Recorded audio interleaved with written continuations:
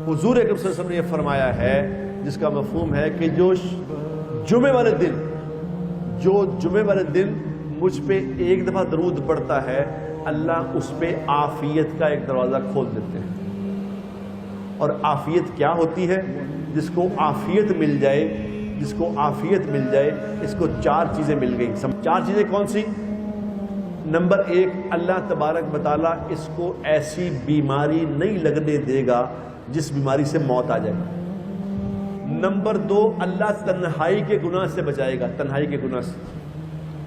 یہ جو موبائل ہے نا، موبائل یہ تنہائی میں آرام سے گناہ کرا لیتے ہیں۔ نمبر تین، اللہ تبارک و تعالیٰ دنیا کے ظالم لوگوں سے اس کی حفاظت فرمائے گا، ظالموں سے واسطہ نہیں پڑے گا۔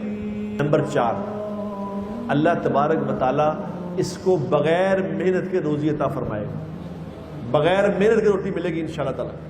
جس فرمایا کہ جمعے والے دن جب درود شریف پڑھا جاتا ہے، جو جہاں پڑھتا ہے فرشتوں کی ڈیوٹی ہے، وہ مجھے آ کے بتاتے ہیں کہ فلاں جگہ سے فلاں آدمی نے فلاں عورت نے یا رسول اللہ آپ کو یہ درود بھیجا ہے۔ آپ نے فرمایا میں اپنی قبر میں ہاتھ اٹھا کے اس کا نام لے کے دعا کرتا ہوں اس کے لیے،